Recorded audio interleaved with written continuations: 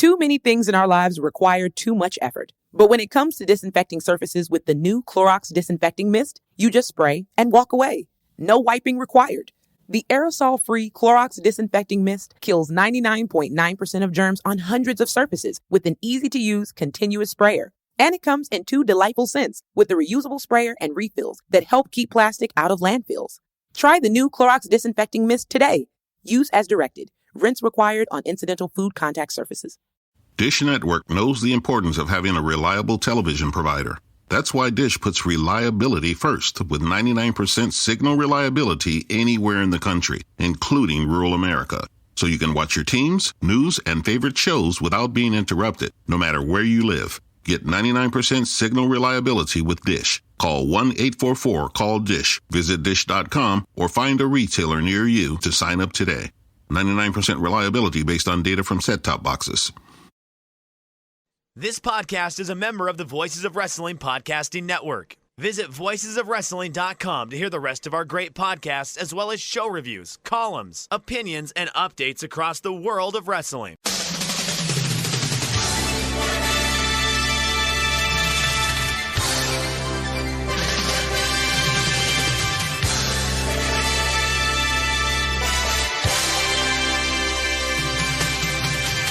Hello everybody and welcome to the Super J-Cast. I'm Joel, joined by Damon McDonald. It is Thursday the 17th of March. This is episode 202. 202, Electric Boogaloo. I don't know what that meant. Sounds good though. Does? I wanted to say thank you to everyone for the nice messages. Some people were reaching out and saying that they've been listening from day one, blah, blah, blah, blah, blah. You know, and sometimes when I'm waking up at 4:55 a.m. and creeping around the house, trying not to wake my kids or having my wife yell at me for the sake of mumbling my way through a review of Chase Owens versus Jado, I do start thinking, what am I doing here? Who likes this crap? A few of you do, apparently, so thanks. We appreciate you. It does. It seriously, with all, like, I'm the same way, where I got everything that's going on in the world. And yeah, it's nice when you send me those little pictures and little screenshots of people who have been here the whole ride. That's fucking amazing. I mean, I'm amazed I'm still here, let alone someone listening to it is a crazy concept. But yeah, it is cool. I do appreciate it. Like, I may not think there are times where I may not, and I may not verbalize it, but I definitely do. I think it's very cool that there are people that are here for the whole ride. And thanks for sticking with us. And hopefully, I was going to say there'll be 200 more, and I just threw up in my mouth. Christ, can you imagine? If we get to episode 400, then something's gone wrong, hasn't it? we have to be making money at this point, right? I think if we're at 400, we would have to be, like, it would have to be where we're seeing revenue, right? Right, let's be honest. Don't hold your breath, mate. New Japan hasn't put us on the payroll yet? No? Sorry, Reddit. Only a matter of time, surely. Yeah, just a matter of time, as Depeche Mode was saying. Yeah, your kid will be like, 2, right? Yeah, she's 2 now, so she God. had celebrated her birthday last Saturday. So according to my math, if we did another 200, which would be about 3 years, 4 years, I mean, she'll be like 5 years old, 4 or 5 years old. Yeah, she'll actually be able to watch New Japan and have opinions. Not that she'll want to, because you know there'll still be clown crowds. Still, you know, Esther, what do you think of this Gedo versus Honma match? Still waiting for Jay White. Gotta get that coming through any day. Any day. You know, listen, they're very busy. They troubling times in the U.S. government. You know, things move at a slow pace under that Joe Biden. So yeah, that's where we are. Imagine that. Well, look, I know we have plenty to talk about. Actually, we have some decent pro wrestling, right? We have some pretty good pro wrestling, I think. Some stuff that didn't quite hit the mark for me, that I was hoping would a little bit harder, actually. But yeah, we'll get into it. But as always, Joel, Drive this fucking boat into the coral reef, please. Well, there was a little bit of troubling news last night after the tremor earthquake in Japan. There's a powerful earthquake in northeast Japan. I think about 2 million people lost power to their homes. So everyone there, all our friends and listeners there, hope you're staying safe, and thoughts go out to you. So yeah, a little bit of sad news there. I mean, I haven't heard any updates on that. We did hear from one person's died and maybe a dozen or so injured. Okay. I mean, I don't want to say that's comforting news, but not for the person who fucking died. But I was actually texting with Frazier, seeing how he was making out, and he's doing okay. Power. He said this was a good one. He felt it was up in Fukushima area, right? And I was watching videos online, and God, I would have shit my pants. Holy moly! Just like some of the shit that was moving. And Charles was like, "Yep, me too." We would have been sitting on our own feet, on our feces. But it was long. You sort of shit your pants as a matter of routine, Damon. You don't usually need an earthquake as an excuse to do that. That's true. I do. I don't have a good record. I don't have a good track record of shitting my pants. No ramen this time. But no. I mean, oof. That's one thing. Like, do you get earthquakes where you're at? No, I don't think so. You don't think so? You would know. I've experienced. Okay. Have you ever experienced one? There was one in Tokyo. Yeah. When I was there for Wrestle Kingdom 12, which I slept right through. I've probably told this story 100 times, but I didn't notice it.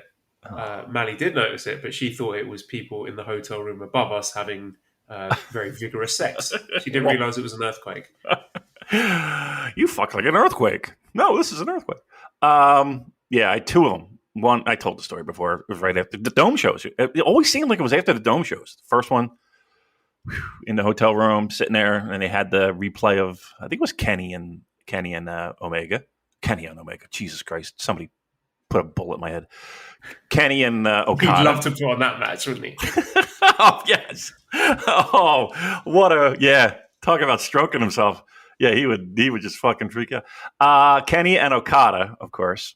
And I'm lying in the bed, and of course I had a couple pints in me, and they had a lamp across the way in the room on the other side of the bed, and the little whatever they're called, little chinka balls or whatever the fuck they're called. But you pulled the light, started swinging, and I'm like, ooh, I'm really fucked up. And I was like, wait a minute. And then the crawl came across the bottom, all in Japanese, of course. I guess, earthquake time. I was like, fuck. I'm like 27 floors up. That wasn't fun. And then the other time was I think we all went out. A bunch of us went out. And we were all met back at the hotel. And we're like, all right, 10 minutes. Everyone take a piss. Get whatever you got to do. Refresh. Meet you downstairs. Great. Everybody goes back upstairs. And I'm sitting on the side of the bed. And I had an onigiri. And I'm shoveling it in my mouth. And then all of a sudden, we start rocking. And I'm like, whoa. And then, of course, everybody's texting everybody. You feel that? What the fuck's that? What the fuck's that? We go down in the lobby. And they're like, everything's all right. It's a little minor one. But, yep, that was an earthquake. We're all shitting our pants. Again, shitting our pants. All right, this is Earthquake Talk with Joel and Damon. And pants shitting talk. So we've got both those boxes ticked. Let's move on to New Japan Strong. I don't know if you saw this show, Damon. It's quite a good one, actually, from Saturday, March 12th. This is the Rivals from the taping in Hollywood. So we open up with Hikuleo defeating Kevin Knight in 8 minutes 13 seconds with the chokeslam. And I like this one a lot. Anytime a match starts with a shotgun drop kick, you know it's going to be fun. I thought Kevin Knight's really good here. Really intelligent, dynamic opening flurry until Hikuleo just flattened him with a nice pop-up elbow.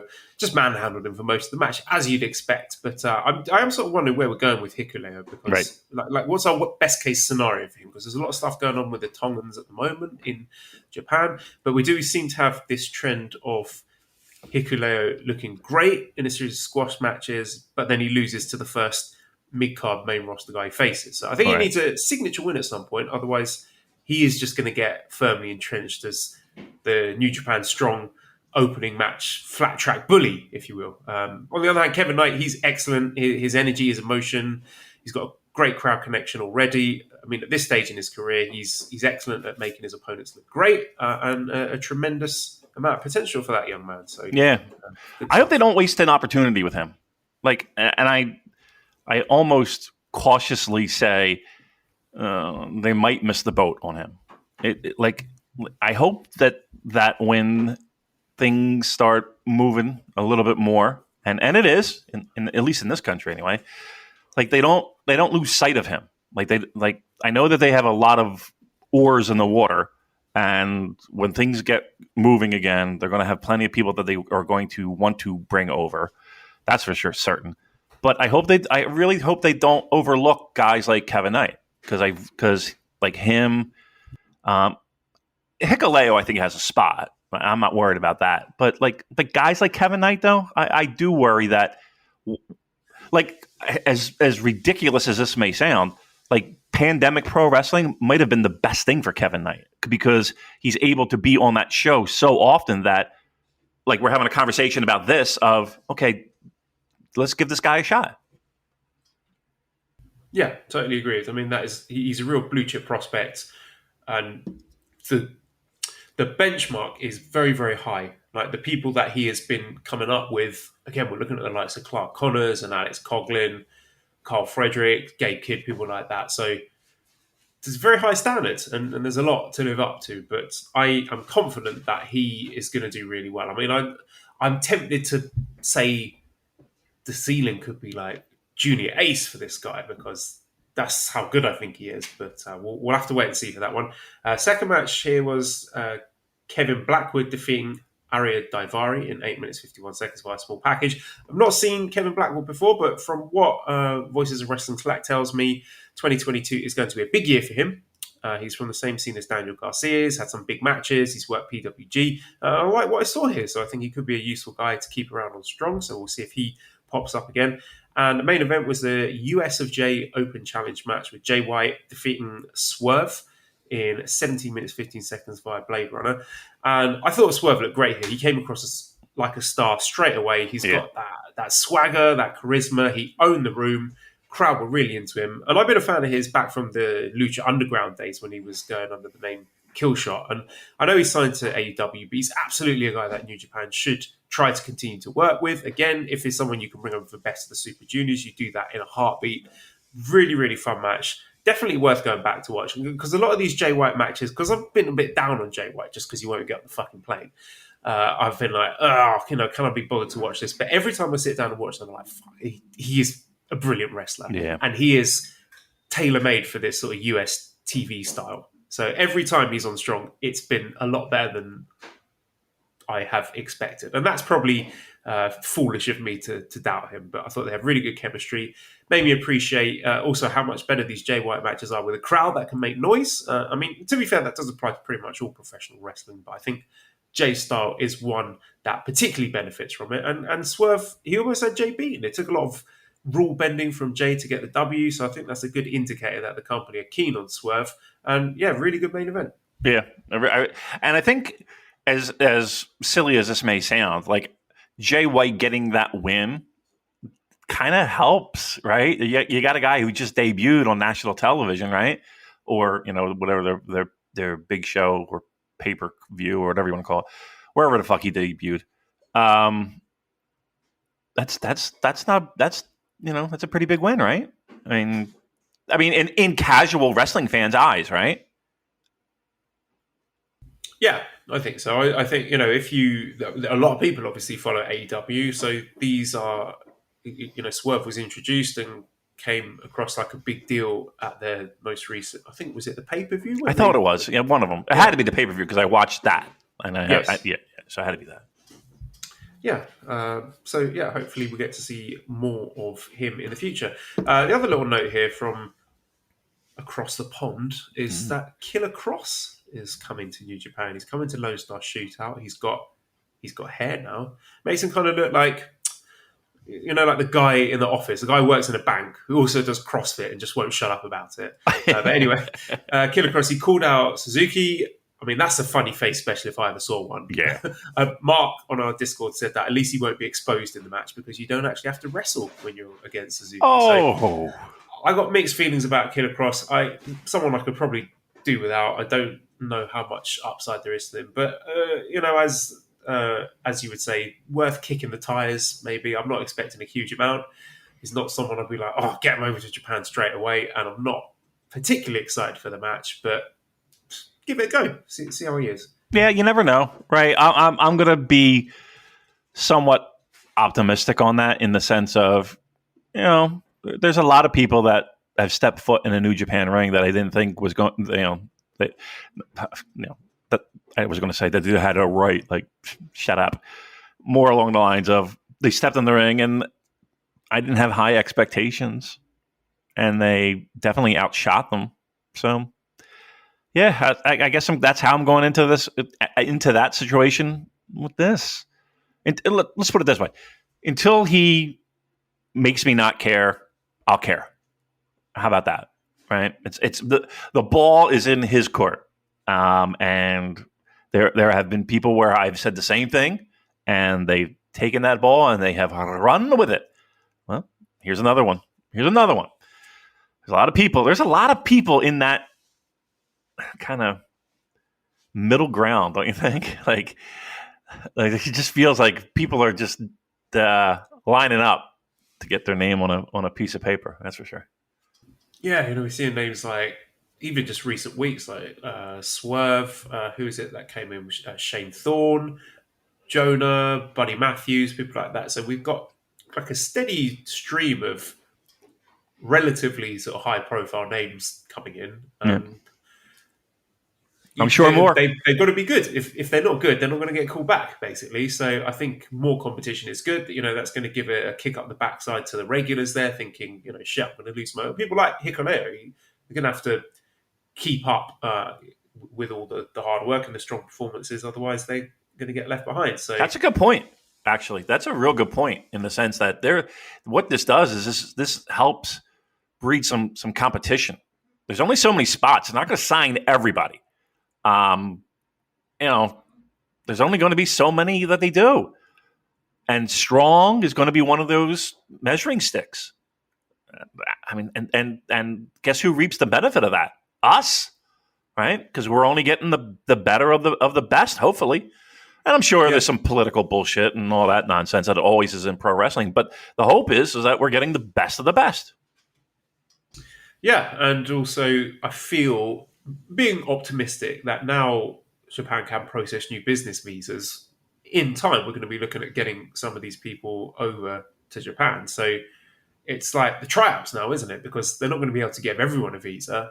Presumably, there's going to be a hierarchy of guys they want to bring in first. So this is, a chance for all these people to be battling out and proving that they deserve to get a chance to fly over to Japan and test their mettle amongst the main roster. So it's going to be interesting seeing how that plays out over the next few months. I think that's what I'm sorry, and I think that's where what makes those strong titles.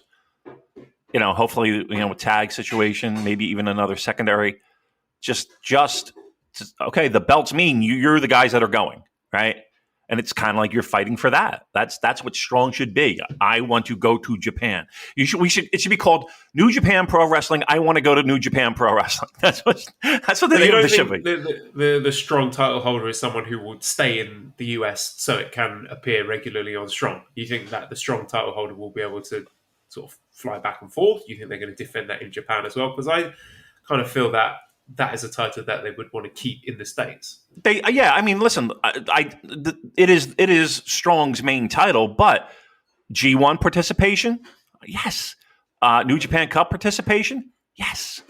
Tokyo Dome, yes. Fukuoka Dome, yes. That's to me, that's you've earned that right by being that champion. And you can do that in maybe a show or two and fly back. They're pro wrestlers. They can do that. That's fine. And they're in California, so it's not like they have to haul ass all the way to New York. Yeah, I mean, again, it is. I don't want it to be like the U.S. Championship where it's like, okay, like the U.S. Championship doesn't feel like a U.S. Championship. It just feels like a title. No, strong title is strong title, but I want it to be defended in Japan. Absolutely. So let's move over to Japan then and talk about the New Japan Cup.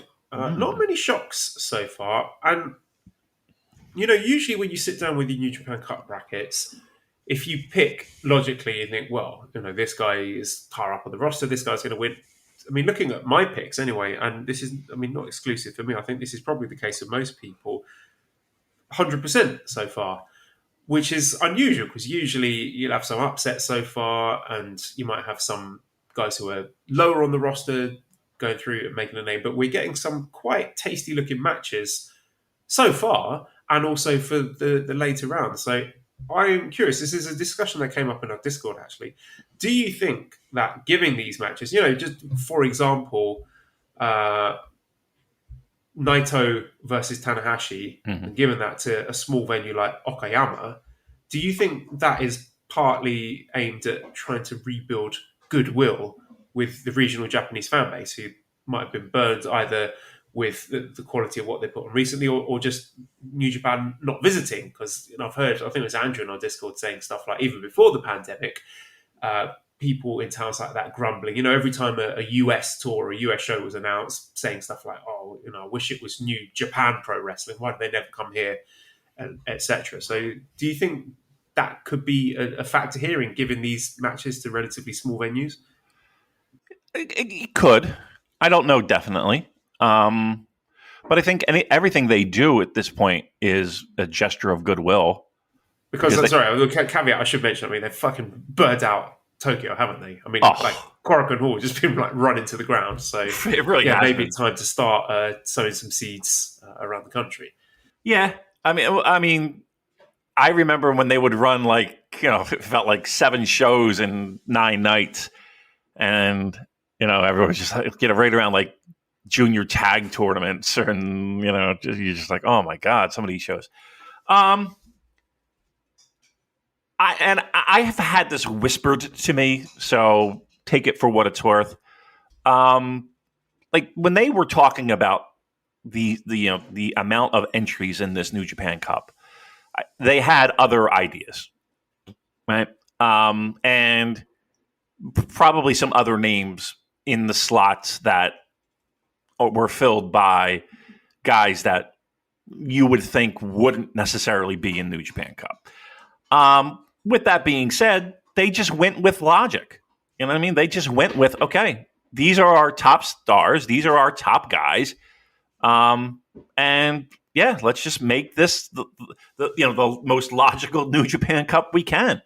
There haven't been many upsets. Do you think Goto's match was an upset? I don't know if it's even an upset. The guy was talked about being in Hall of Fame, for years, talking about being in Observer Hall of Fame. So, yes, he's new to New Japan, but, the guy's been around the block a few years, right? He was a cornerstone of Dragon Gate. It wasn't that much of a shock. Maybe it's just because it was in the New Japan ring, but it wasn't that much. Is that the biggest shock so far? Because right now we got Naito, Cobb, Sonata, Will, Zach, Shingo, Evil. Maybe the only one. For what it's worth, the Chase is that the wild card at this point? Well, I don't think any of his results have been surprises so far, but in terms of he is the lowest ranked guy still in it. But he beat who he's supposed to beat. Yeah, correct. Yeah. Who did he face? Jado and Tiger Mask. He is where he's supposed to be. Yeah. That's what it feels like to me. That it's just okay. These are our stars. We're going to put some juicy semifinals and finals together, and hopefully this gets some interest and gets people talking about it.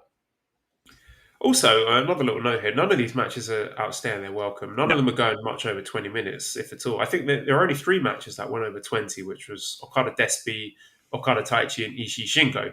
all the other main events, the semi-mains have been clocking in sort of between 15 minutes, 18 minutes. That's a real sweet spot for me. So I think that the pacing and the timing of everything has been like really fun to watch. Like these shows, usually when the shows sort of pile up with this frequency, it's a bit of a chore. But especially when you get to this parts of the tournament where you can skip the undercards, you have it on in the background, but then when it's time to actually sit down and pay attention to the top two matches, and you're getting like a 15-minute match and then a 17-minute match, it's good stuff. I'm enjoying the brevity of it. Yeah, me too. I definitely agree with that. It does make it much more digestible. And I would also say that if anything is true with New Japan, that those 15 and 17s are going to be extended the deeper we get in this tournament, right? We're going to be hitting that 20-minute mark a lot more frequently now that we've gotten rid of some of the fat in this tournament. Sure. Well, let's get into some of the matches then. So going from Saturday, March the 12th in Aichi, the first cup match we'll be discussing is Zack Sabre Jr. defeating Doki in 15 minutes and 3 seconds with a cremation lily. One thing I love about Doki is that he always looks fired up for these big singles matches because he doesn't get many each year. But when he does go out there in a big match, he always looks like it means a lot to him and he's desperate to win. And also the Suzuki-gun versus Suzuki-gun matches, they always have a bit of extra spice to them. Like you can't say that for all intra-faction matches in New Japan. Right. Sometimes they just look like they're phoning it in. But when Suzuki-gun guys face each other, it's like, if you ever had a fight when you're younger, if you have a fight with one of your friends at school, things turn nasty. When it's friends against friends at school, you always go a little bit harder, don't you? Because you sort of got a point to prove. So that's the vibe I was getting here. I love Zack yelling at Doki to stop pissing about and hit him harder. Really hot start. And then Zack's snatching some nice, smart submission counters to grind all the Doki's flows to a halt. Some very creative and smooth transitions here. I thought the finish was fantastic where Doki was repeatedly reaching the ropes and Zack was like, right, party's over, and just cranking in that cremation lily for the immediate tap out. It wasn't drawn out like, oh, can he reach the ropes? It was just like, fuck, tap, right. And he's done. Just no nonsense, all business look on Zack's face. And Zack is looking a bit thicker than usual. I think he remains a sneaky dark horse in this tournament now that Dangerous Tekkers are on ice for now. So I think, I know we said this before, but wouldn't be surprised to see him go to the semis or maybe even slot into the finals. Well, I mean, what has he got next? He's got Okan, right? Okan's not really getting a lot of big wins, right? Yeah. He's still looking for that big win. So, and then it's the winner of Ospreay Sanada, which, I mean, gun to my head, I think he would lose to either of those guys, but you never know. You never know. I'm telling you flat out, I would pay my own hard-earned money for Zack and Will. I absolutely would. Hey, I heard a rumor. They met in last year's cup, and it was fucking brilliant. It was fucking unbelievable, right? I heard a rumor. Did we get a response from Will Ospreay? Yes, I think so. What was I saying? I was saying something about him making his opponents look good, making his opponents look like stars, and then he replied saying, "That's what I do," or something. That's like what that. he does. So, all right, there you go. There you go. Big Willie Styles. Yeah, I mean, it makes a change from my usual Twitter strategy of annoying everyone, trying to annoy people. What did you tweet today? Okay, so there was Golden Lovers discourse going on. People arguing about that, which is one of my least favorite topics. And to be fair, right, I enjoyed the Golden Lovers story a lot. It's a nice little story. I wish they would just fuck. I wish they would just fuck. That's all. I just want them to fuck in the middle of the ring. That's all I want. The story is nice and good. I like the story. I want to see them wrestle again. What I hate is the fans. I should say the stands. And what I was just chatting to people in Discord, and I was like, I wonder if I could come up with a most bland, fence-sitting, inoffensive statement that would still get those people angry. So I just tweeted out, it was something like, Kenny versus. I try and frame it like a hot take. I was like, oh, this is an uncomfortable truth that a lot of you are not ready for. Kenny versus Ibushi is a match that some people will like and some people will dislike. It may happen. It may not happen. It might not be as good as their previous matches. It might be better than their previous matches. Wow. So it's like, surely there's no way no one's going to engage with this because it's just fucking nonsense. But still, I get the quote. Oh, what are you talking? I can't believe there's people that don't want to see this fucking geeks. What is this? So I just sort of did it as a thought experiment, and that's fell right into it. Pavlov's dogs. Oh, lordy Lou. Well, so I mean, not that I even want to get into it, but like, what, like, is everybody just like pining for it again? Is that what it is?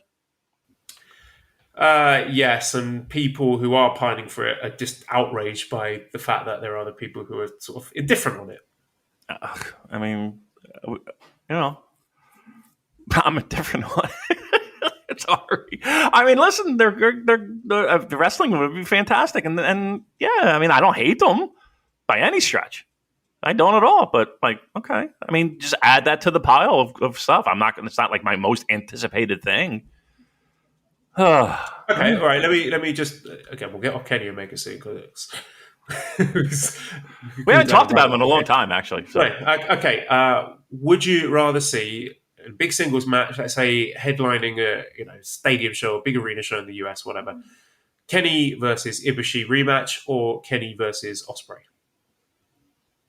Kenny versus Ibushi. Okay, fair enough. I will go for Ospreay because that's a fresh match. But it is a fresh match. It would be great. I wouldn't kick either of them out of bed, Damon. No. I mean, but that would be massive. Like that would be. I mean, that's like Wrestle Geeks WrestleMania. You know what I mean? Like if you're a like, I would definitely be into that. I would be into it. So maybe I am more excited for it than I'm leading on. Who knows? I just. You listen. I don't even have to say. I think everyone knows what I don't like is the constant discussion about it. When Kenny was on fire, when Kenny was top of the world in New Japan, I'll tell you, there was every goddamn day we would talk about Kenny Omega, and I got to be honest with you, I like it's kind of like Taco Bell and like the Red Hot Chili Peppers, and like you just like I kind of like it at first, but then after a while you're just like, oh my god, enough, I can't do it anymore. That's how I kind of felt with Kenneth. Yeah, totally agree. What's the frequency, Kenneth? Okay, right, let's move on to the sixth match, which was Great Okada defeating Taichi Ishimori. 60 minutes, 43 seconds via Eliminator.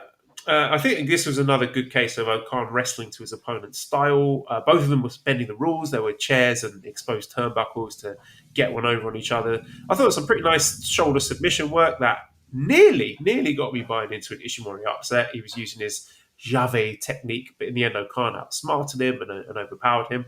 I thought this was good. A lot of people online seem to be down on it. They were saying Ishimori's dogging it. So maybe you agree. People seem down on Ishimori in general. I didn't see anything particularly offensive here. I mean, it wasn't. I thought it was absolutely fine, like 3.25 star match. But yeah, other people seem down on it and Ishimori. But what do you think? But that's Ishimori, though.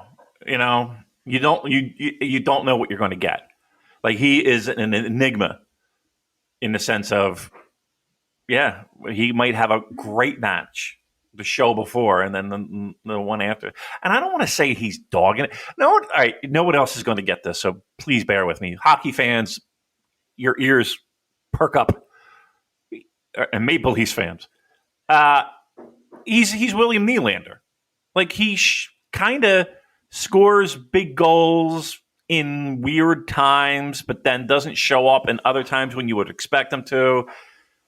Look, he probably knew he was fucking lying down to the lights and he didn't want to, you know what I mean? He was just like, oh, fuck, I got to do a job here. Yeah, I don't know. I thought the match was okay. And to be honest, I don't think I've had a great Okan match where I have been really amped up in a long time. It feels like we're constantly saying the same things. And I don't blame him for this match. And I don't think this was a bad match. Please get that to you thick skulls.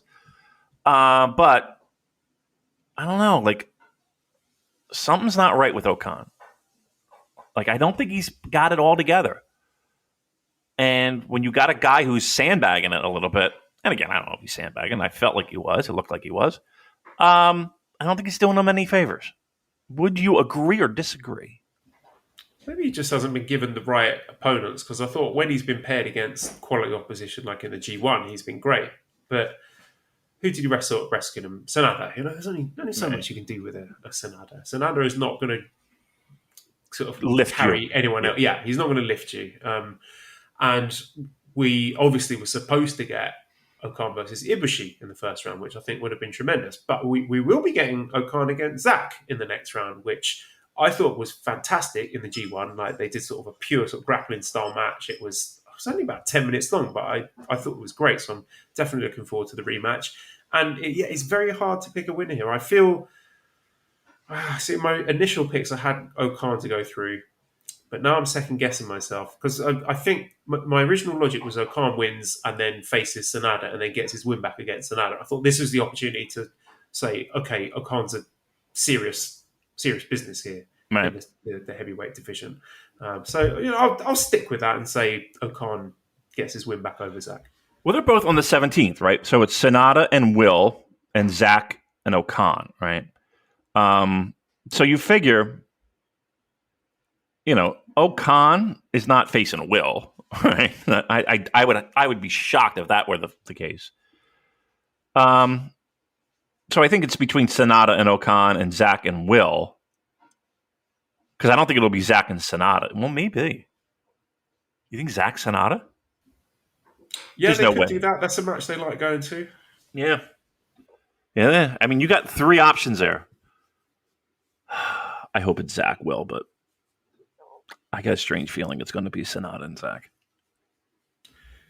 Well, our seventh match here was Will Ospreay defeating El Phantasmo in 17 minutes 31 seconds with the Hidden Blades.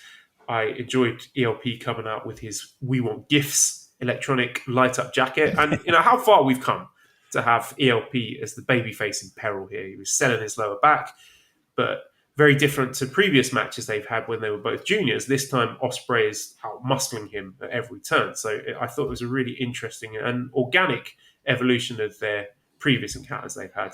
And now, this time, ELP is able to get the advantage in the high-flying sequences, because Ospreay's a bit rusty when it comes to that kind of style. I really enjoyed Kevin Kelly putting over the story of El Phantasmo getting over the mental block after a year of using the loaded boot for sudden death. Like, is he confident enough to go back to it without the loaded boot? And then that little moment of indecision in the final stretch of the match was enough for Ospreay to just take ELP's head off with a hidden blade, which is a fantastic counter. I thought very, very good match. Not necessarily the star-making ELP showcase that I think is still to come, but we do at least have solid evidence of ELP continuing his trajectory towards being a serious sort of a babyface heavyweight. And I feel that with the Jay and Evil Tama drama going on, people are sleeping on ELP and what role he might play in the future of that story. And I mean, I do wonder if all this shuffling of the decks will end up with ELP in a prime position, or at least being elevated. So, yeah, what did you think? And also, I want to ask you, actually, percentage chance that ELP makes the G1 climax this year or next year. But yeah, your thoughts on the match, please. All right, match I liked, and I agree with you. It wasn't a blockbuster, star-making, next-level type match, but it was close. It was good, real good. Gimmick-wise, the jacket might be the best gimmick in all of pro wrestling. Like, he could do whatever he wants with it, right? And he's creative, and he's a smartass. I mean, there could be fantastic humor in that jacket for months to come. And speaking of months to come, if there's a Bullet Club, I truly believe, let's just fast forward a year and a half. I think he's your guy. Like, he's the guy that's going to be carrying Bullet Club. Like, he's going to be the top dog in Bullet Club.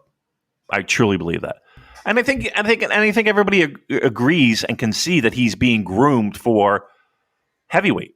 Like, he's being groomed to be a guy and I'm not saying it was the same scenario that like I was going off about Will and saying the company loves Will Ospreay. People get used to it, right? And there you go.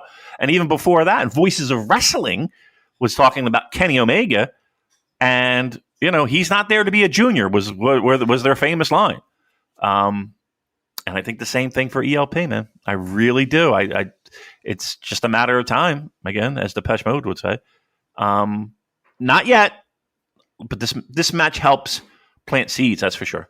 And I think better days are to come when it comes to match quality and that star-making performance. Main event was Sanada defeating Aaron Henare with a moonsault. No timing on the website. It's getting so sloppy, Damon, their work on the website here. I thought it was very interesting that they gave these guys the main event spot over Ospreay and Phantasmo. Now, I know Henare is a conversation that comes up all the time here. We say the same things. If he could stay healthy and available without any travel issues this year, I think we should see some upward momentum for him on the roster because he's got all the tools to be a decent mid-card heel at the very least. I like the fresh coat of paint with the moustache. I think the moustache looks good for the gimmick. The Muay Thai, the attitude, I think it suits him better than the previous Toa Henare gimmick. Whilst I'm not necessarily expecting Henare to pick up any monumental wins, I think more high-profile singles matches and main events in spots like this should be the goal for him. And look, let's be honest, the Sanada matches can often fall apart as the pace increases, but I thought the pair of them held it all together. There was no sloppy stakes here, so let's throw a few flowers at the pair of them for clearing that fairly low bar. I thought they did well. This was a perfectly serviceable 3 3/4 star main event. It was as good. Yeah, I would go that route. That's kind of in the world I was in. Let me see if I have the direct text to someone very special to our hearts. Let's see here. And I can give you my exact thoughts. I said, here we go. Where is it? I don't know if I can give it to you. I told him I was going to watch it, and then I don't know where it is. All right, I can remember it. I'm not dumb. Maybe. I think that Henare is main event caliber pro wrestler. And I know that's a stretch right now in a lot of people's minds, but I really truly believe like he could be just a tough guy heel. And I guess I'm left scratching my head like what's it going to take for that to happen?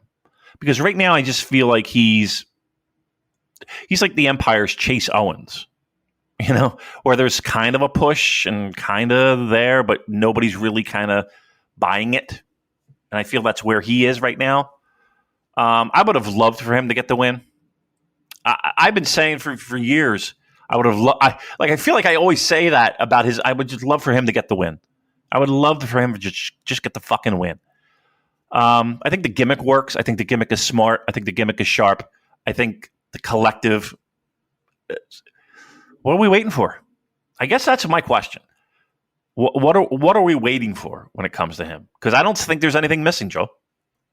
Yeah, I think it's just been sort of bad luck, bad timing with travel issues, pandemic injuries. I think had none of that happened, then I think he would be sort of firmly entrenched at that sort of solid mid-card level. He would have had maybe a couple of G1s under his belt.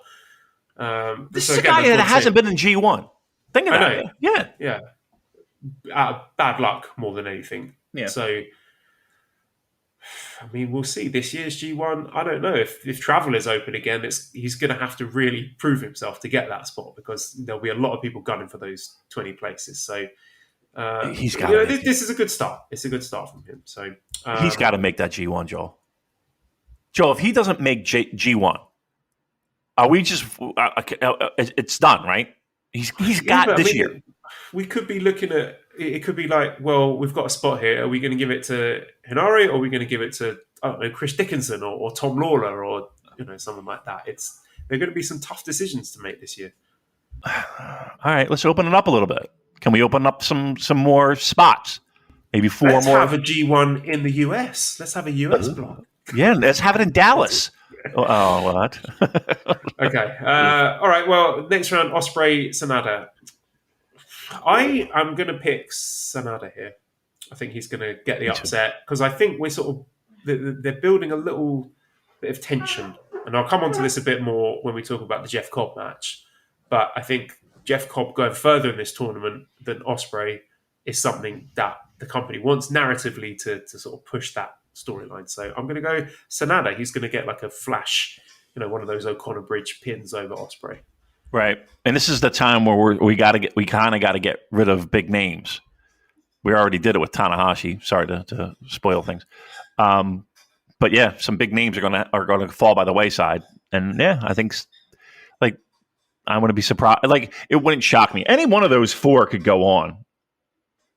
I honestly, 3 out of the 4 are you would have no problem with. Even Okan you wouldn't have a problem with. But yeah, I think Sanada goes on. So the next show was Sunday, March 13th in Hyogo. So we'll skip ahead to the 5th match, which was Chase Owens defeating Tiger Mask in 10 minutes 33 seconds with the package pile driver. I forgot to mention last week that in the Chase Owens Jado match, Jado got a visual submission over Chase. Guy who beat Tanahashi clean in last year's G1 was tapping out in the middle of the ring to Jado, which I was going to get really annoyed about. But with what happened to Jado, I thought maybe, in retrospect, a brilliant piece of long-term, sort of consistent storytelling in building up a bit of sympathy for Jado, where you're thinking, oh, look, Jado could have got the win here. And then with all that happened with Bullet Club, people are rooting for Jado. So maybe I was too quick to pour scorn on that. Although, I mean, it's kind of ridiculous. We shouldn't have Chase Owens doing that. But anyway, I mean, this was short and sweet, as it should have been. I'm curious as to why they didn't let Tiger get a visual pin as well, because at least he was a junior tag champion until recently. But yeah, that was Chase Owens versus Tiger Mask. Well said. Moving straight on then, the 6th match was Shingo Takagi against Tanga Loa. So Shingo winning 12 minutes, 31 seconds via pumping bomber. This was good. This was really good stuff. Maybe in the sort of the lower quadrant of Shingo's singles matches / opponents, although that is an extremely high bar, so it's not necessarily a criticism of Tanga Loa, but a solid match for Tanga Loa, who I think still has upside as a singles wrestler. So again, we're seeing competition with guys like him and Hanare to can they step up and prove themselves to be a dependable singles competitor here. And I mean, I want to talk about the finish here, because Shingo won with a pumping bomber and a sneaky pin. It was kind of like almost a sort of roll up package thingy. So there was obviously, I'm assuming that was done as an effort to protect Tanga Loa, who was like, you caught me out. So the fact that they protected him and didn't have Shingo just, run straight through him with Last of the Dragon. And to be fair, they're doing that with a lot of wrestlers, and they do that in these tournaments. You don't usually have, for example, a guy like Okada just flying through people like Rainmaker. They usually like to mix it up a bit, but they did seem to go to some efforts here to protect Tanga Loa in the finish. Yeah, I mean, he was involved in some pretty big stuff, so you don't want to ding him up too hard. But again, I don't want to hand wave what you said, because I think it is valid. These guys are all middle of the road guys, though. You know what I mean? Like, we're doing a lot of protecting here, right? Aren't we? Doesn't it feel like we're protecting a lot of fucking people that are all kind of in that middle card world, right? Yeah, I mean, there's other ways you could look at it. Like, you could say, well, Shingo didn't even have to use his finishing move to put this guy away. Right. You could, praise having a bit of diversity in your finishes to keep the audience on their toes. So, if Shingo does that in his next match against Chase Owens, the same spot, you're going to think, that's going to be a believable near fall. You could say, Tanga Loa needed to get some babyface energy going through babyface heat, given what was going to happen later on with his brother. So I think this is not a case of, we don't want to have Tanga Loa taking a big loss here. I think there's a lot of reasons why you'd have a finish like that. I agree. Sorry, I'm shoveling down dinner as I do. It's all right. Enjoy. Okay, 7th match was Evil defeating Tama Tonga in 40 minutes, 21 seconds with Evil. So this wasn't a technical classic by any means. I mean, this was mostly an ugly brawl, but I thought it was really good. It worked for the story. It wouldn't have made sense for these guys to lock up with, collar and elbow tie-up at the start. And I like this one a lot. I think Tama was fantastic here. Maybe one of his best individual performances, the company and the crowd particularly seem really to be into him as a legit babyface, and his babyface energy here I thought was terrific. So I'm really glad we're getting something different with him here, rather than God being stuck in heel tag team hell for eternity. So we had Tama getting a visual pinfall over Evil, and again the crowd were reacting hugely to this. And then of course we got all the run-ins, everyone turning on God and Jado. So again, as I mentioned with previous matches, they built up a bit of sympathy for all three of them. So it looks like House of Torture and Jay White's Bullet Club are on the same page for now. I'm curious if any of this surprised you, because it had been telegraphed in post-match comments leading up to this with various people saying that, oh, I'm with Jay. So the big question is, where now for Guerrillas of Destiny? And again, I do at least appreciate another benefit of doing all this is that Jay White is the center of attention in this big angle, despite not physically being there. So it could be maybe he finally got his fucking green card and they're setting the table for his return, or maybe they're just trying to set up a Jay White versus Tama Tonga match for Mania weekend. Maybe this stuff is going to bleed into AEW as well. But I do want to throw some flowers at Guerrillas of Destiny, Jado included, for really selling how deep this betrayal is. Like the moment where Fale, of all people, turned on Tama Tonga, I found that was genuinely sad. And Tama's backstage comments sold it really well. He's not angry. He's not like, oh, I'm going to kill you. He's just really heartbroken and saying, you too, Fale? Just the sadness and disappointment, not anger. And even Jado getting a lot of genuine babyface reactions for his loyalty. He could have sold them out, but no, they're his boys. He's going to stick by them even if he's going to get the shit kicked out of him. So I thought, tremendous performance from Tama Tonga here and tapping into a babyface energy that I didn't know he had before. So I think he's proving me and a lot of people wrong here. So a few questions here. Bash says, who do you think Tama Tonga will recruit for the Civil War with Jay? I know Hikuleo is a given. It's a big spot for him to come back with. Louis says, legit question, how many times has a Bullet Club broken up? There's another one as well on Twitter that I didn't. Oh, come on. Hey, everybody, it's Damon from the Super J Cast. If you look for it, every day has cause for celebration. Celebrate a friend for their promotion or their baby or their wedding or their life thing or whatever. Celebrate yourself for keeping the couch warm. That's no easy feat, especially it's a big couch. Or maybe you just want to celebrate living in 2022 where you can get beer, wine, and spirits delivered from Drizzly in under 60 minutes without leaving said couch. Right now, Drizzly is giving all new customers $5 off their first order with code FAST5. That's FAST5. So download the Drizzly app or go to drizzly.com. That's DRIZLY.com and use promo code FAST5 for $5 off your first order. Drizzly is the most convenient way to buy beer, wine, and spirits with delivery to your doorstep in under 60 minutes. That's pretty amazing. Drizzly is the #1 app for alcohol delivery. You can download that Drizzly app or go to drizzly.com. Again, that's DRIZLY.com. And Drizzly is giving every new customer $5 off their first order. So just use the promo code FAST5 at checkout. That's Drizzly, DRIZLY.com. Dish Network knows the importance of having a reliable television provider. That's why Dish puts reliability first with 99% signal reliability anywhere in the country, including rural America. So you can watch your teams, news, and favorite shows without being interrupted, no matter where you live. Get 99% signal reliability with Dish. Call 1-844-CALL-DISH. Visit dish.com or find a retailer near you to sign up today. 99% reliability based on data from set-top boxes. Multiverse Aces, are we at or past the point where, while interesting, the Bullet Club drama feels like NWO 2000? Would it add more interest to the product if they created different groups instead of retreading a group that, at least in the West, feels stale? So, first of all, please, Damon, your thoughts on Evil against Tama Tonga. I think you stole my notebook because what you mentioned with maybe not well-rounded is the word I'm looking for, but just a completely different dynamic than what you would normally have seen from anyone in God. Like, they were sympathetic baby faces at the end of all of this. And the crowd was eating it up. And I was eating it up. It's weird because turns don't happen all the time in New Japan. But when they do, doesn't it feel like they're just crafted so well that I don't want to say it's obvious, but like it doesn't feel like there's any gray area of, like the stories are very direct. And I appreciate when they do that. I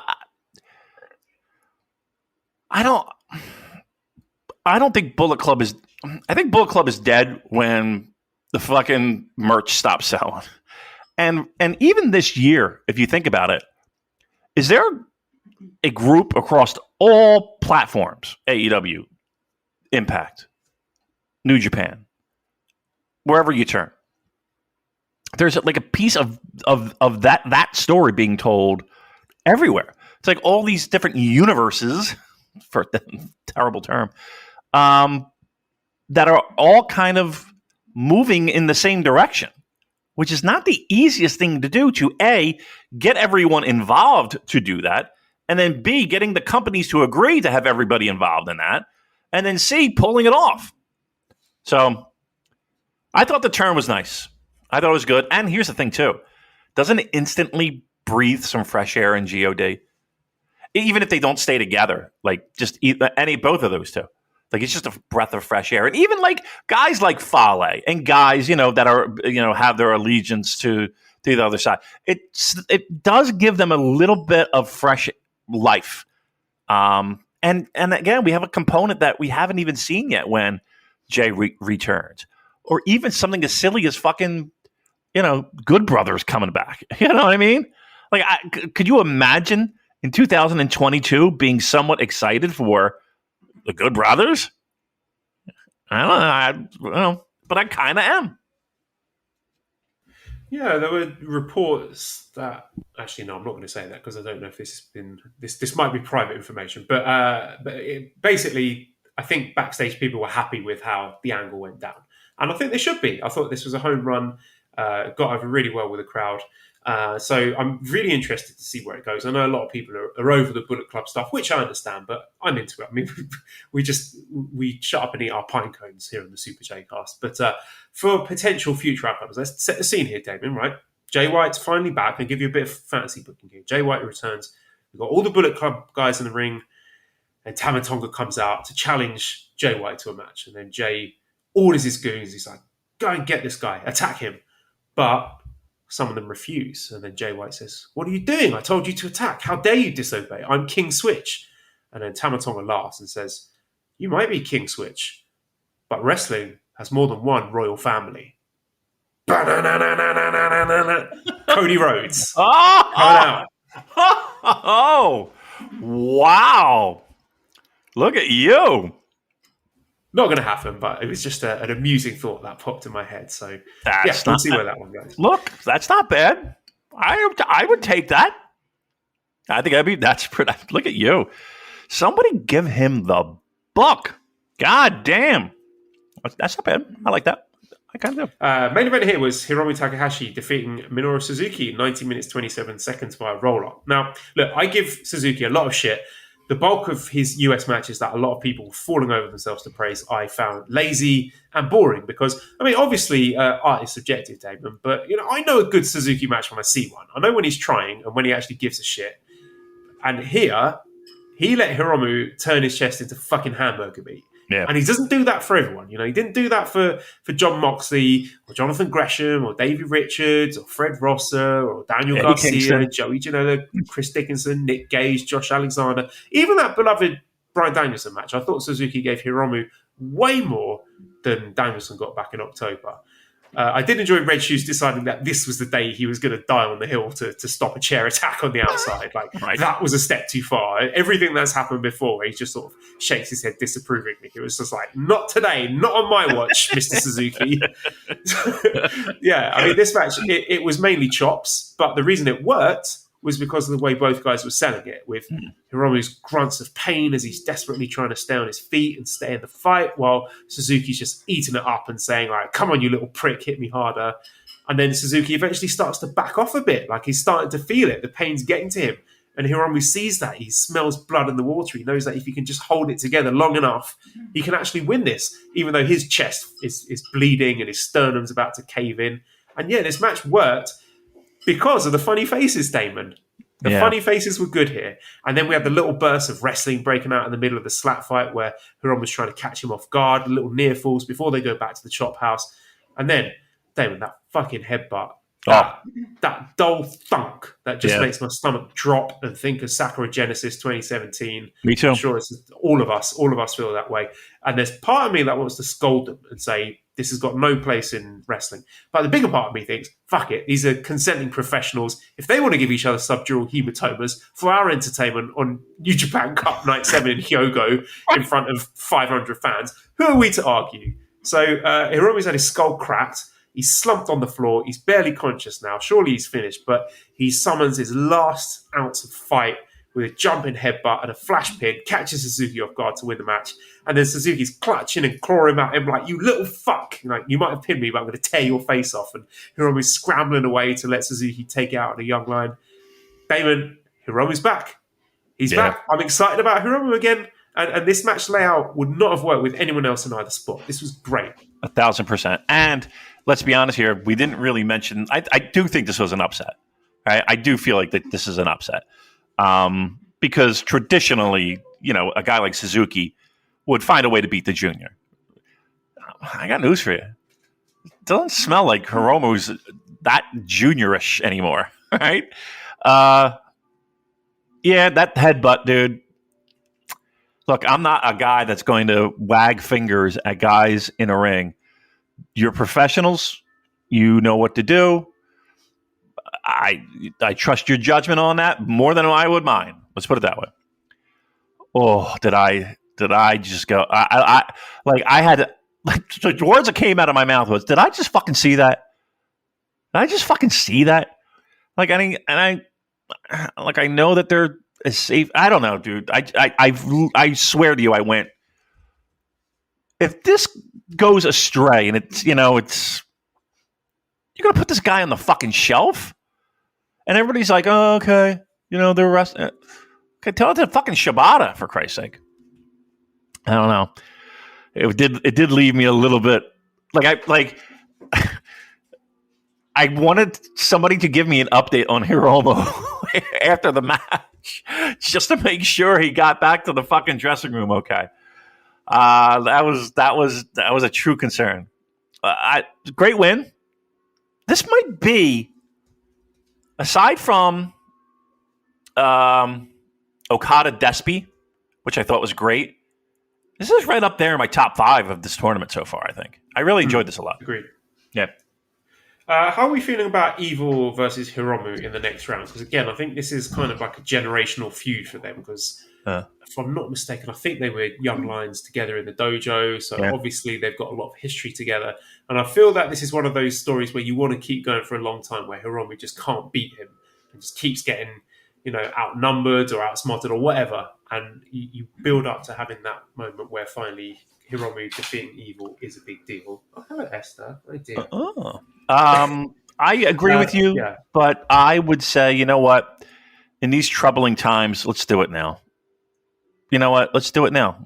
Let's get Hiromu on a little bit of a streak. Let's let him have a little bit of revenge on Evil. I mean, there is always that LIJ connection as well, which feels like Evil versus LIJ does feel like cold as fucking stale toast. Cold as stale toast? It's quite a saying here, too. I say give him the win. It's not going to happen. Okay. All right, next show then. So this was Monday's show, March 14th in Kagawa. And the cup match we will talk about first was the 7th match on the card. So this was Sima defeating Hiroki Goto in 17 minutes, 20 seconds with a Meteora. Damon, I've got to say, New Japan refusing to allow anyone but the fucking dregs of their roster eat pins against the Noah guys. But Sima politicking his way into a win over a heavyweight tag champion is just tremendous stuff. Like, CIMA will take your money and he'll wrestle for you, but he's not going to jump to fucking Hiroki Goto. No way. John Carroll says something really funny. John was picturing CIMA handing Gedo a list of who would be willing to do a clean job to in the tournament. And it's Okada, Naito, Tanahashi, end list. CIMA, he feels like the sort of guy you'd ask him for the time of day and end up giving him your credit card number. He's the ultimate king of the grift. But I think he's been a breath of fresh air in this tournament. Well worth this run. Well worth this win. I'm sure Goto doesn't give a crap who he's losing to.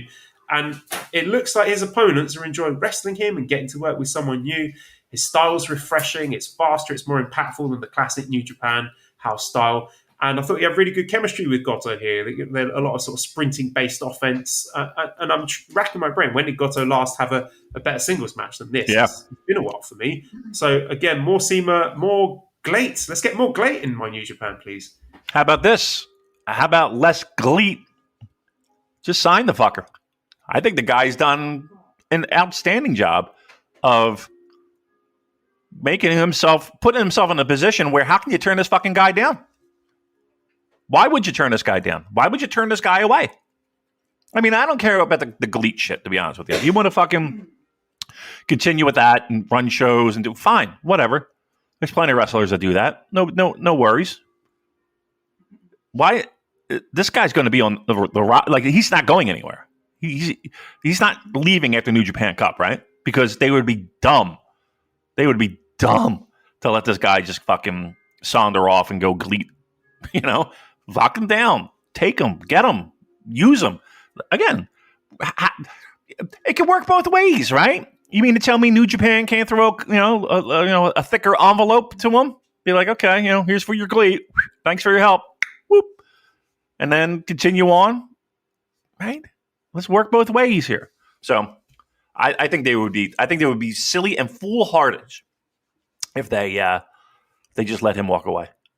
They won't. I hope not. They better not. They shouldn't, because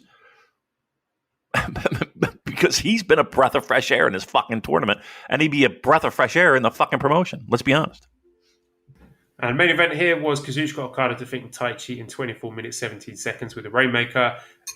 Two of my favourite wrestlers on the planet right now. A pair of stubborn assholes. Taichi just seemed to be oozing confidence here. Maybe it was the way the ring was mic'd, but he just sounded like he was laying in the kicks extra hard tonight.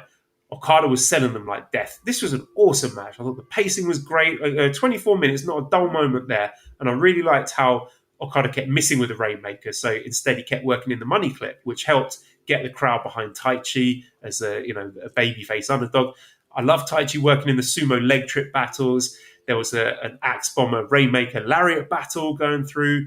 The drop kick counting into the chokeslam counter. That was fantastic. Every single one of Taichi's moves looked like they were about to either knock Okada out cold or smash a hole in the ring.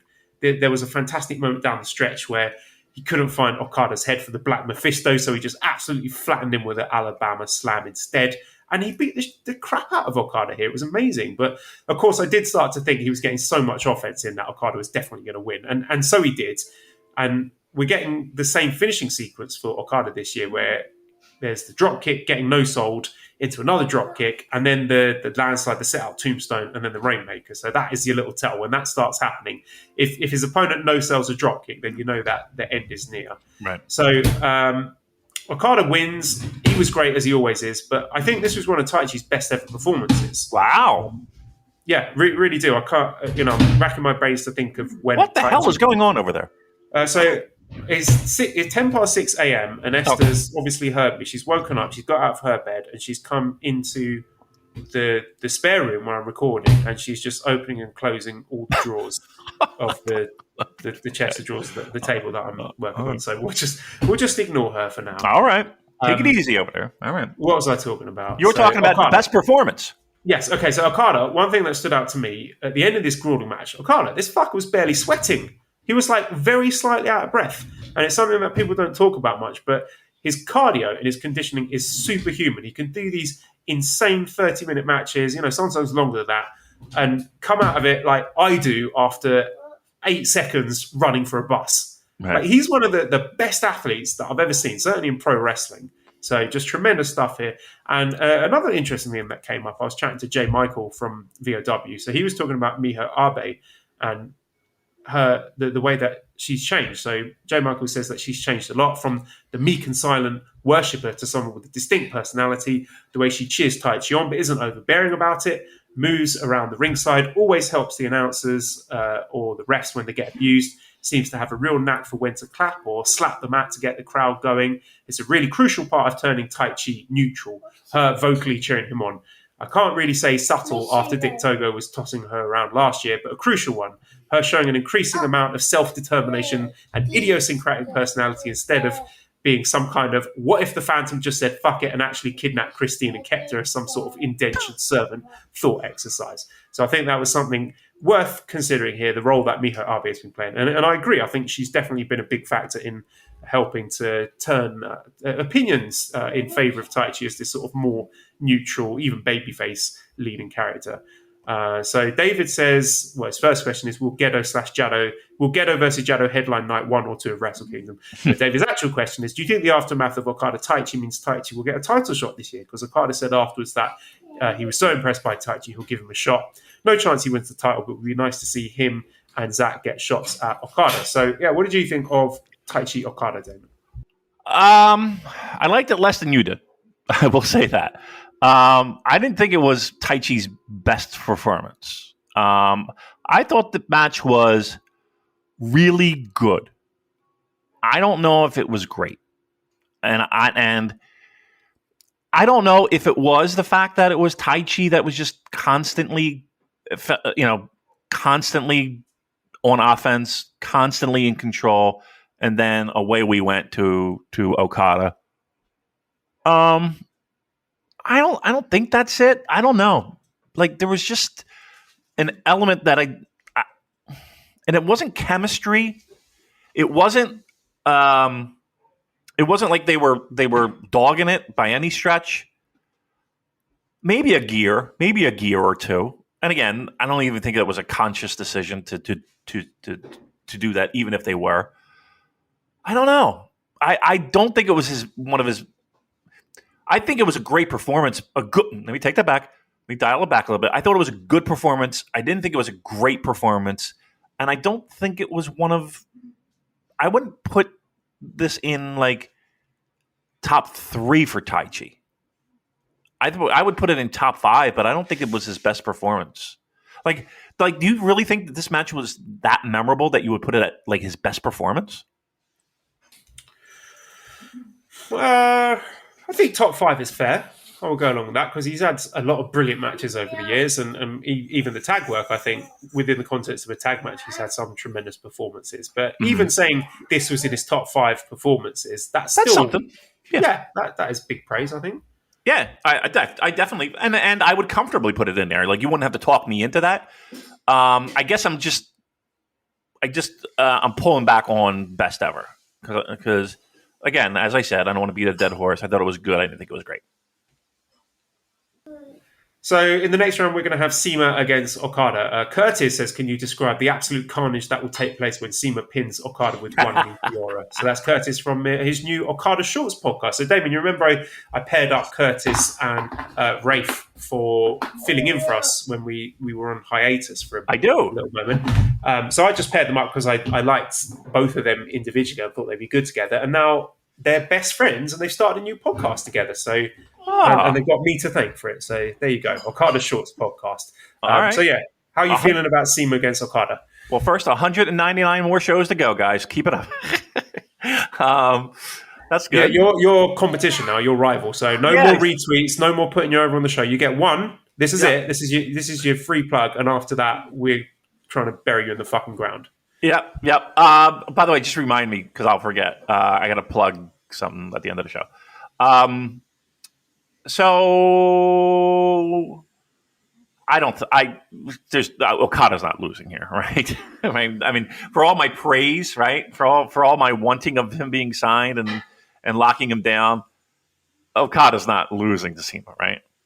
No. And I said when we were doing our predictions, I said this would be a great end goal for Seema to get big main event against Okada. And I think that's what he wanted. that's what it's going to get. And I'm really looking forward to it. I think it could be a very, very fun match. Yep, I do too. I'm actually excited. It is kind of understated interpromotional. If we're going back in time with Dragon Gate, probably would have been meant a lot more if it were a couple years ago. But yeah, I mean, this is a pretty cool fucking match if you think about it on paper. And Okada he's a little prick at the best of times, but when he has these interpromotional matches, he always tries to come up with something very creatively disrespectful. Like, thinking that King of Pro Wrestling 2016 match he had with Marufuji when he did the Emerald Frozen in the finish of the match. Oh my God, that pretty pissed everyone off. So I'm sure he's racking his brains now to think of the best way to annoy all the fans of, I don't know, Dragon Gate, Glee, Oriental Wrestling Entertainment, OW, whatever they were. So big challenge for Okada there. I just hope Okada doesn't make a T-shirt. Oh Lord. Okay, so Tuesday in Okayama, 7th match. Jeff Cobb defeated Yoshi-Hashi 70 minutes 22 seconds with Tour of the Islands. They have this long-term story going with Jeff Cobb's knee, which of course started with Naito at Wrestle Kingdom.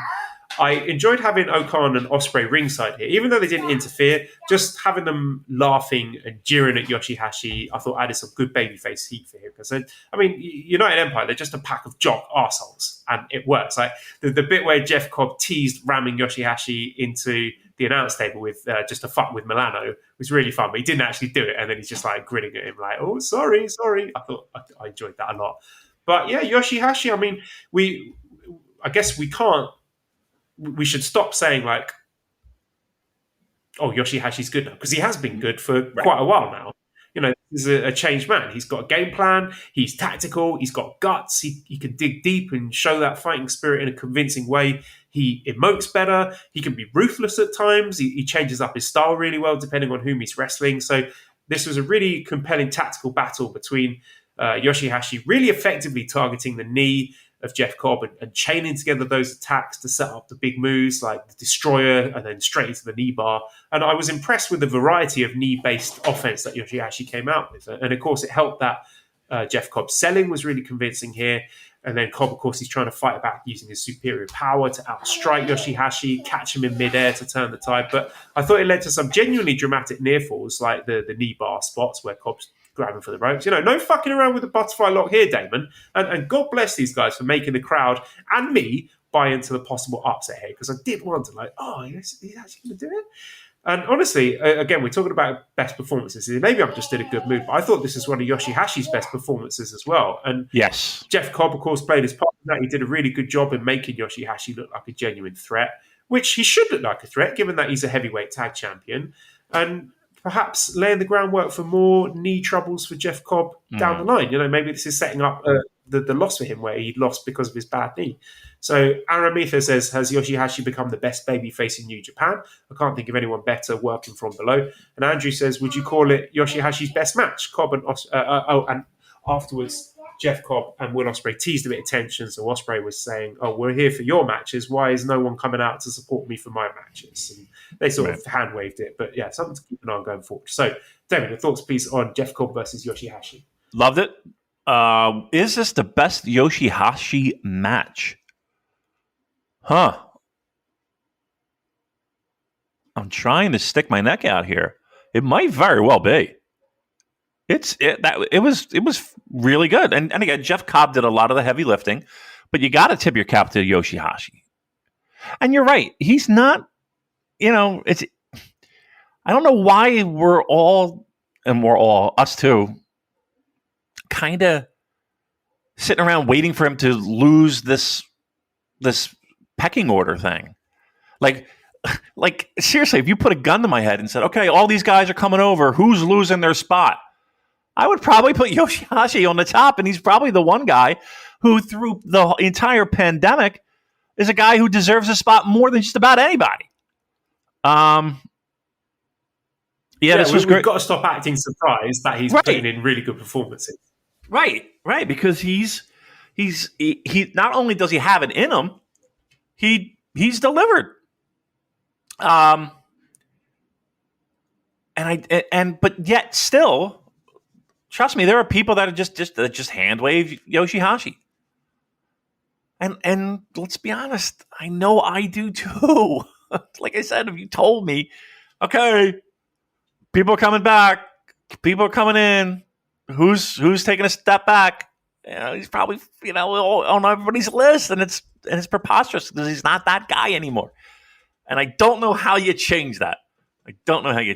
But this was a good performance by him and Jeff Cobb. And yeah, I do think that this knee thing does play into. Again, we all had Jeff Cobb penciled in the finals at least. So maybe there's a question mark there, and I think the knee might be the issue. So main event was Tetsuya Naito defeating Hiroshi Tanahashi in... Yes, Esther, okay. She wants me to give a Tara snack. Tetsuya Naito defeating Hiroshi Tanahashi in 18 minutes 48 seconds with a jackknife pin. So there was a nice tribute to Scott Hall from Tanahashi. Of course, Scott Hall, terrible news. Rest in peace. A lot of interesting stuff coming out about his previous work with Tanahashi when Tanahashi was a young lion, and Scott Hall being able to recognise his talent and say, this kid's going to beat money in the future. So I think what is interesting about Naito's recent work is he's really tapped back into his 2017 Rudo spirit, and it's really fun to watch. And he's also selling his knee injury from last year's G1. Tanahashi here, he's in full main event mode. The big tell with him is always, does he do the high fly flow to the outside? And he did it here. But I thought the most memorable moment here was the battle for the straight jacket German suplex, where Naito, he seemed to land right on his head. I thought he might have been out cold there because it looked really nasty. And Naito selling how desperate he is by throwing red shoes into the ropes to stop the follow-up high fly flow. That was a good spot. So I thought the counters here were tremendous. The one that I love is the Enzo Giri into the Dragon Screw.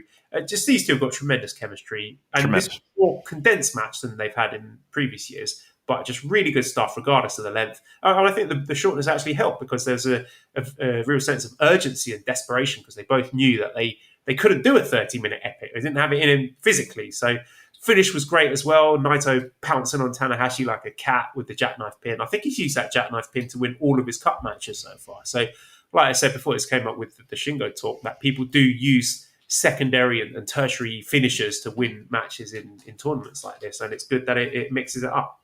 Yeah. It only helps in other bigger matches where, okay, you have that secondary move on and it's, there is a sense of danger. This might have been my favorite show so far, like the entire cup. I thought both these delivered. This match felt special, and it felt like there were two stars in the ring. Right? And I think both of them worked really hard. And I do like the fact that they were a little bit shorter matches. I don't think it needed to go, 45 minutes. That's for sure. Especially not for nothing. Especially both those guys. To be dinged up the way they are constantly. I think a nice, condensed version of one of their epic main events was perfect. I loved it. Like I said, I think this was, if not my favorite show, one of my favorite shows of the entire tournament. So next round then we got Jeff Cobb against Naito. Knee troubles aside, I do think Jeff Cobb gets his win back here from Wrestle Kingdom and beats Naito to move on to face, I suppose, would it be Okada in the next round? Well, I mean, yes. But if we keep the narrative going of stars rising above in this cup, does that cast any shadow on you? Thank you, Esther. Sorry, can you repeat the question, please? I sure can. With the idea of, hey, listen, we're just going with star power here. No, I think, again, I'm sticking to my guns. I think this tournament is for Jeff Cobb to win, and he keeps looking at the trophy. And again, I think that's something that could play into a possible Cobb and Ospreay conflict down the line where Jeff Cobb wins the big tournament and Ospreay doesn't. I think plus we need a title defense. Okada's, probably going to be defending his title against that winner. So Cobb would probably be that guy as something a little bit. Yeah. Again, okay. The only thing giving me pause is one, there's that very tight turnaround where Cobb would have to fly back to work those US tapings the next day. And also the fact that he would then have to presumably beat Okada in the semifinals to get through to the final to win it. So then he would be facing Okada twice in quick succession. And Right. usually you would expect it to be someone from the other side of the bracket who gets that challenge at Hyper Battle or whatever it's called, the Sumo Hall show. So I'll stick to my guns and say Jeff Cobb. But I think one of the strengths of this tournament, now that we've reached the quarterfinals, is that it's fairly unpredictable. And there are a lot of plausible scenarios, a lot of reasonable doubt why, even for my favourite pick, the one that I think is going to win, there's a lot of reasons why I think it couldn't happen. So I'm not going to say with any huge certainty. I mean, I'd say Jeff Cobb sort of 60-40 to win the tournament. But I do think he's getting past Naito. I don't think we're going to run Naito Okada again in the semi-finals. All right. Hey, I mean, everything you said made sense, and in every direction that we went. I mean, Christ, we got, we just talked about what Okada and Sonata and Will and Zach, and we got a million ways to go there too. So it makes it fun. Let's look at guys from the right side of the bracket and who could be a credible challenger and high profile enough for the Sumo Hall show.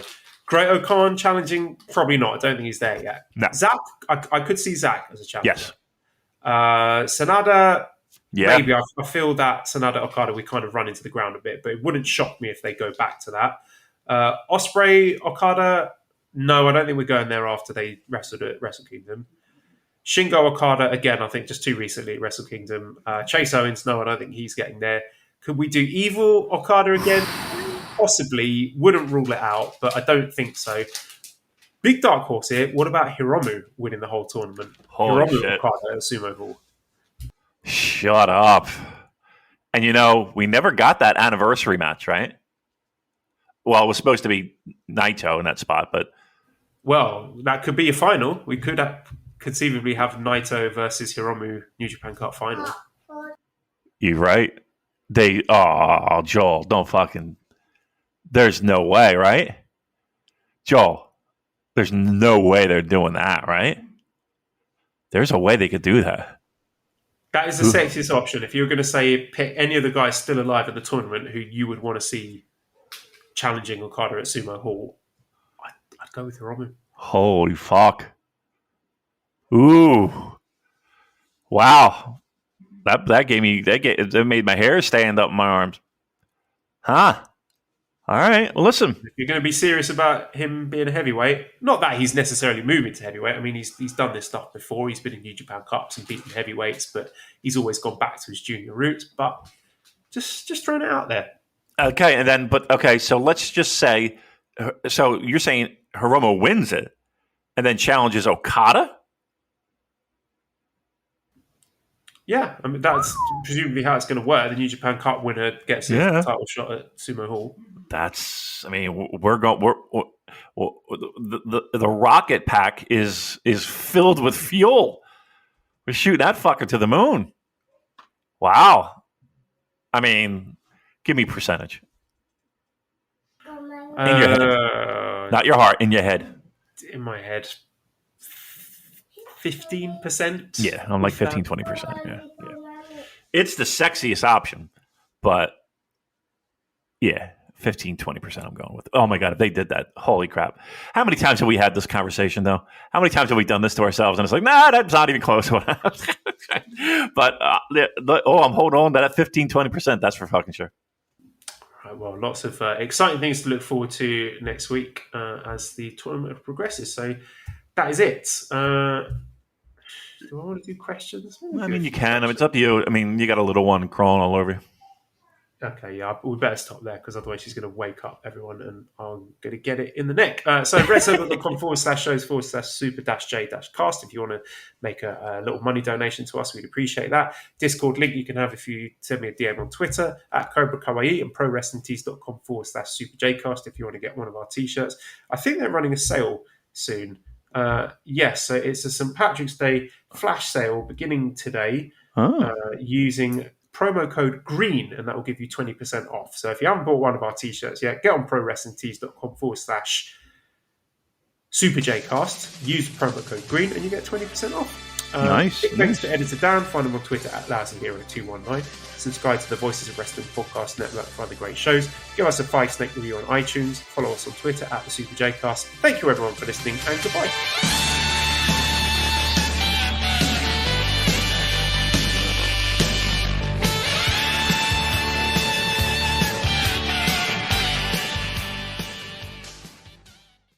Too many things in our lives require too much effort. But when it comes to disinfecting surfaces with the new Clorox Disinfecting Mist, you just spray and walk away. No wiping required. The aerosol-free Clorox Disinfecting Mist kills 99.9% of germs on hundreds of surfaces with an easy-to-use continuous sprayer. And it comes in 2 delightful scents with the reusable sprayer and refills that help keep plastic out of landfills. Try the new Clorox Disinfecting Mist today. Use as directed. Rinse required on incidental food contact surfaces. Looking for a way to reach your financial goals faster? With Fidelity Spire, you can set savings goals, start investing, and more, all with one free app. Get started at fidelity.com/spire. Investing involves risk, including risk of loss. The Fidelity Spire app is free to download. Accounts made available via the app may be subject to fees. Fidelity Brokerage Services member NYSE, SIPC.